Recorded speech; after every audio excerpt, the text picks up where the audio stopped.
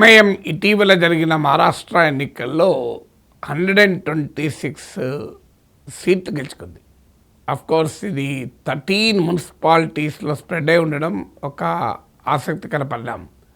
ఏదో ఒక్క ప్లేస్లో కాకుండా స్టేట్ మొత్తంలో 13 మున్సిపాలిటీస్లో గెలుచుకుంది. మీకు ఉద్ధవ్ బాలాసాహెబ్ థాక్రే శివసేన కన్నా వచ్చిన సీట్ల కన్నా కాస్త తక్కువ, శరద్ పవార్ ఎన్సీపీకి వచ్చిన సీట్ల కన్నా ఎక్కువ సీట్లు తెచ్చుకుంది. సో ఈ విజయం మామూలు విజయం కాదు, ఎందుకంటే not just the number but the foot print. 13 మున్సిపాలిటీస్లో తన ఫుట్ ప్రింట్ని ఎక్స్పాండ్ చేసుకోవడం అనేది సిగ్నిఫికెంట్. ఈవెన్ మీకు తెలంగాణలో ప్రధాన కేంద్రంగా ఉన్నా కూడా ఇక్కడ 67 కార్పొరేటర్స్, 70 కౌన్సిలర్ సీట్లు ఉన్నాయి. అఫ్కోర్స్ 7 ఎమ్మెల్యేస్, 1 ఎంపీ, 2 ఎమ్మెల్సీస్ కూడా ఉన్నారు. సో ఇటీవల బీహార్లో జరిగిన ఎన్నికల్లో కూడా 5 ఎమ్మెల్యే సీట్స్ గెలుచుకున్నారు. వాస్తవంగా అంతకుముందు అసెంబ్లీ ఎన్నికల్లో కూడా సీమాంచల్ రీజన్లు ఇలాగే గెలిస్తే తర్వాత ఆ పార్టీ ఎమ్మెల్యేలందరూ గంపగుత్తగా దాదాపు అందరూ ఆర్జేడీలో కలిశారు. అయినా ఓటర్ షిఫ్ట్ కాలేదు, లీడర్ షిఫ్ట్ అయినా ఓటర్ ఎంఐఎంతోనే ఉన్నాడు. ఎంఐఎం మళ్ళీ ఈ అసెంబ్లీ ఎన్నికల్లో కాంగ్రెస్కు 6 సీట్స్ వస్తే ఎంఐఎంకు 5 సీట్స్ వచ్చాయి. సో ఇప్పుడు ఎంఐఎం ప్రగతి చూస్తే డెఫినెట్గా సెక్యులర్ అపోజిషన్కి ఒక ఛాలెంజ్ కనబడుతుంది. ఎందుకు ఈ ఛాలెంజ్ అంటే, మీకు ఢిల్లీలో ఒక సీట్, ముస్తఫాబాద్ అనే సీట్ ఒక ఎగ్జాంపుల్. ఈ సీట్లో 40% ముస్లిం ఓటు ఉంటుంది. కానీ ఇక్కడ బీజేపీ అభ్యర్థి మోహన్ సింగ్ మోర్ దెన్ 17,000 ఓట్లతో గెలిచాడు, నియర్లీ 18,000 ఓట్లతో గెలిచాడు. సో 17,000 నుంచి 18,000 ఓట్ల మెజార్టీతో గెలిచాడు. కారణం ఏంటంటే ఇక్కడ ఎంఐఎం క్యాండిడేట్కు 33,000 ఓట్స్కి పైగా ఓపయ్యాయి. సో థర్డ్ ప్లేస్లో ఎంఐఎం రావచ్చు, కానీ 33,000 ఓట్స్ తెచ్చుకోవడంతో ముస్లిం ఓటు ప్రిడామినెంట్గా 40% ముస్లిం ఓట్స్ షేర్ ఉన్న కాన్స్టిట్యున్సీలో బీజేపీ భారీ మెజారిటీతో గెలవగలిగింది. ముస్తఫాబాద్ అనేది ఒక్క సీట్ అని చెప్పలేము. This will tell the story of Indian city voters. మీకు ఇక్కడే కాదు, యూపీలో 2022 అసెంబ్లీ ఎలక్షన్లో కూడా ఎంఐఎం ఒక ప్రయత్నం చేసింది. పెద్ద రిజల్ట్ రాలేదు, కానీ 7 అసెంబ్లీ సెగ్మెంట్స్లో బీజేపీకి వచ్చిన లీడ్ కన్నా ఎంఐఎంకి ఎక్కువ ఓట్లు వచ్చాయి. అంటే ఎస్పీ ప్రతిపక్షాన్ని అలియన్స్కి వచ్చిన ఓట్ల కన్నా బీజేపీకి వచ్చిన మెజారిటీతో పోలిస్తే ఎంఐఎంకి ఎక్కువ ఓట్లు వచ్చాయి. అంటే అక్కడ ఎంఐఎం కనుక క్యాండిడేట్ ఉండకపోతే బీజేపీ గెలిచేదే కాదు. అఫ్కోర్స్ ఇది ఇనీషియల్గా 7 అసెంబ్లీ సెగ్మెంట్స్కే పరిమితం కావచ్చు. మోర్ దెన్ 400 సీట్స్ యూపీలో ఉన్నాయి. కానీ మోర్ దెన్ ద నెంబర్, ఇప్పుడు ఈ నెంబర్ చూస్తే 126 కార్పొరేటర్సే కదా, ముస్తఫాబాద్ ఒక్క సీటే కదా, యూపీ అసెంబ్లీలో 7 సీట్సే కదా, బీహార్లో 5 సీట్స్ అనే కాదు.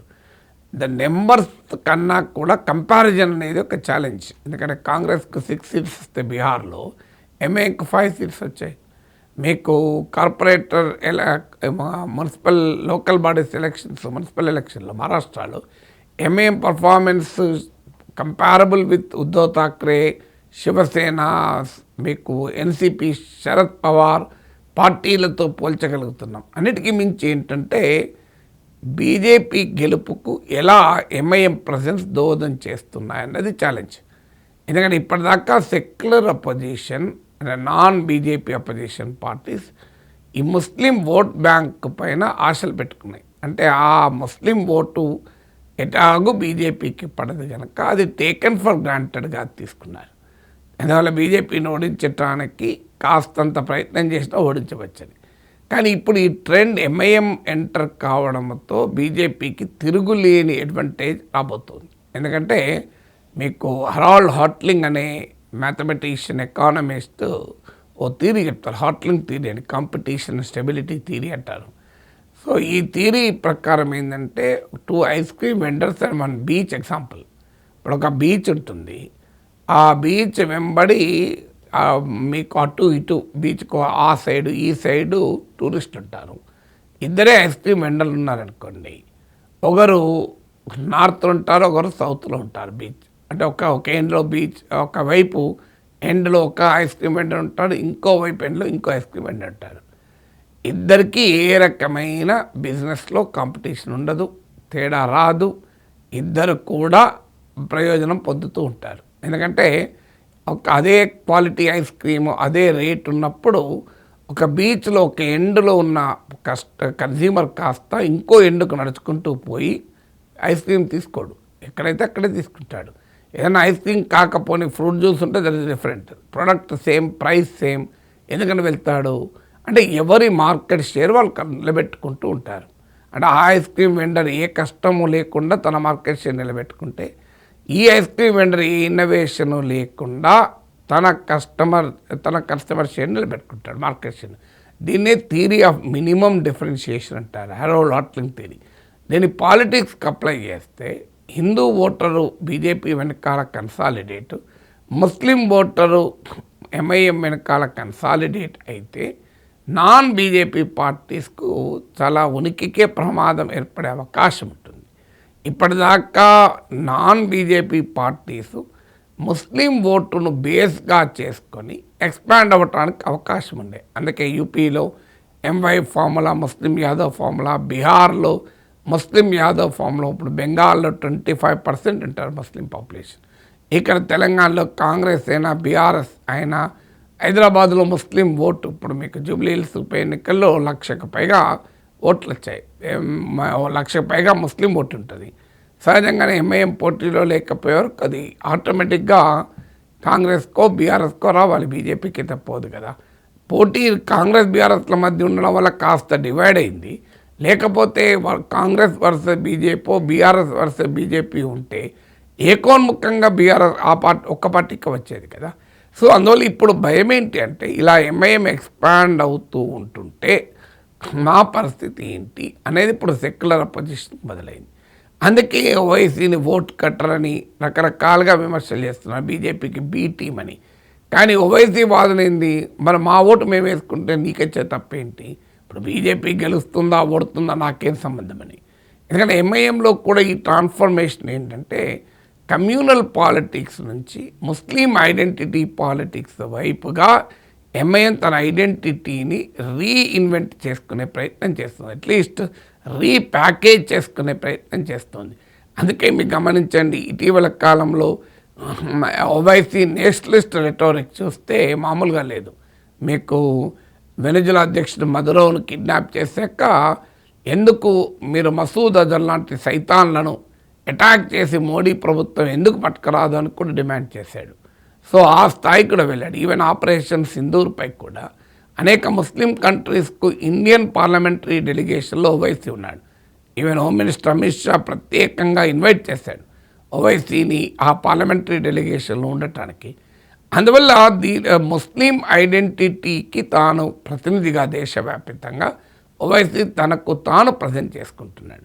రెండవది ఏంటంటే సెక్యులర్ పార్టీస్గా చెప్పబడే పార్టీలు ముస్లిం ఓట్ బ్యాంక్ పాలిటిక్స్ నడిపాయి తప్ప ముస్లిం ఎంపవర్మెంట్కు పనిచేయలేదు అనే నరేటివ్ను మైనారిటీ ఓటర్లు ఎస్టాబ్లిష్ చేస్తున్నాడు.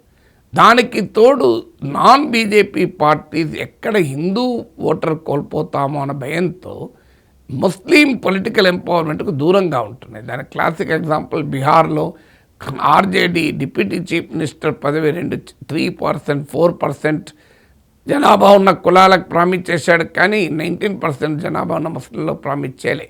ఎందుకంటే ఎక్కడ బీజేపీకి అడ్వాంటేజ్గా మారుతుంది అని.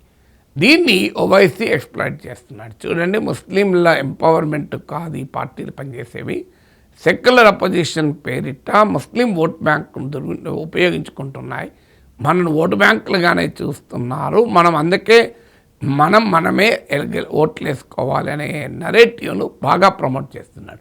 దీనికి తోడు నాట్ జస్ట్ ముస్లిమ్స్, ఇతర వెనుకబడిన వర్గాలు, దళితులు, వీళ్ళను కూడా కలుపుకోవాలనే ఒక ప్రయత్నం. అంటే తాను ఏదో ఒక రిలీజియస్ బేస్డ్ కాదు, సప్రెస్డ్ కమ్యూనిటీస్ అన్నిటికీ రిప్రజెంటేటివ్ అనే రీతిలో ఓవైసీ బిల్డప్ కూడా ఇస్తున్నాడు. ఇంకా అది పూర్తిగా సక్సెస్ కాలే, కానీ అది పూర్తిగా సక్సెస్ అయితే మండల్ బేస్డ్ పాలిటిక్స్ నడిపేటువంటి పార్టీలకు ఛాలెంజ్గా మారిపోయే అవకాశం కూడా ఉంటుంది. అందువల్ల ఓవైసీ ఫినామినా డెఫినెట్గా బీజేపీ ఆబ్వియస్లీ స్మైల్స్, ఎందుకంటే తనకు పరోక్షంగా ఎంతో బీజేపీకి వ్యూహాత్మక మందం ఉందా లేదా అనే సంబంధం లేదు, కానీ rise of MIM is a gain for BJP. నేను ఇంతకుముందు చెప్పినట్టు Harold Hotelling theory of minimum differentiation ప్రకారం ఎవరి షేర్ వారికి ఉండిపోతుంది, ఎవరినో డిస్టర్బ్ చేయరు. సో ఇబ్బంది ఉంటుంది.